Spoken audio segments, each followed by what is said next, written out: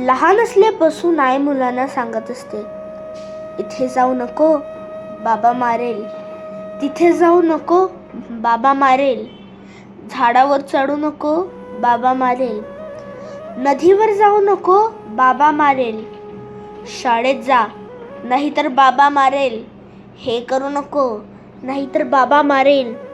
ते करू नको, नाहीतर बाबा मारेल. मग मुलं सुद्धा बाबांना घाबरतात. बाबांच्या भयानं शाळेत जातात. बाबांनी मारू नये म्हणून अभ्यास करतात. बाबांच्या दहशतीखाली शिकत राहतात. हळूहळू मुलं बाबांकडे दुर्लक्ष करून आईवरच प्रेम करू लागतात. मनामधून बाबांना काढून टाकतात आणि आईच्या चरणावरती सर्वस्व अर्पण करतात. बाबांपासून 4 हात लांबच राहतात. मुलं आईचं गाणं गातात. मुलं आईवर कविता करतात. पण कोणतंच मूल बाबाला दुधावरची साय म्हणत नाही, लंगड्याचा पाय म्हणत नाही, वासऱ्याची गाय म्हणत नाही. बाबांसाठी मुलांकडे शब्दच नसतात.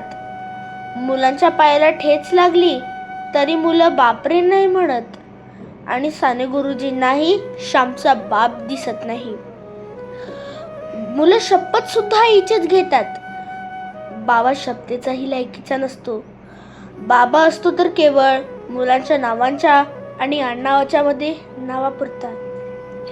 मुलं विठोबाला माऊली म्हणतात, धरणीला माय म्हणतात आणि देशाला माता म्हणतात. बाबा मात्र धरणीतून, देशातून आणि मुलांच्या मनातून केव्हाच झालेला असतो अर्धपार. आई घरात असले की घर कसं भरल्यासारखं वात्र. बाबा घरात असले की मात्र स्मशान शांतता. बाबा असतो कठोर, काळीज नसलेला, निर्दयी, मारकुटा. बाबा असतो मुलांच्या स्वप्नात येणारा बागळबुवा. बाबा तर केवळ असतो रुपये पैसे कमवायचे यंत्रण.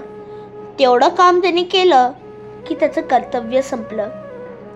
पण असं असूनही बाबा जग सोडून गेल्यावर मुलांच्या छातीत धडकी का भरते? का ओघळतो मुलांच्या डोळ्यातून पाऊस? का वाटतं मुलांना की पायाखालची जमीन सरकली सारखी? का वाटतं मुलांना आपण बेसहारा झालो? का हंबरतात मुलं बाबा जग सोडून गेल्यावर? का घाबरतात मुलं बाबा गेल्यावर? कथा, कादंबऱ्या आणि कवितेच्या प्रत्यक्ष जीवात नसलेला हा पत्थर दिल बाबा प्रत्यक्ष जेव्हा नसलेला होतो तेव्हा का वाटतं मुलांना की डोळे मिटून जी प्रेम करते तिला प्रेयसी म्हणतात, डोळे उघडे ठेवून जी प्रेम करते तिला मैत्री म्हणतात, डोळे वटारून जी प्रेम करते तिला पत्नी म्हणतात आणि स्वतःचे डोळे मिटेपर्यंत जी प्रेम करते तिला आई म्हणतात. पण डोळ्यात प्रेम न दाखवता जो प्रेम करतो त्याला बाबा म्हणतात, त्याला बाबा म्हणतात, त्याला बाबा म्हणतात, त्यांना बाबा म्हणतात.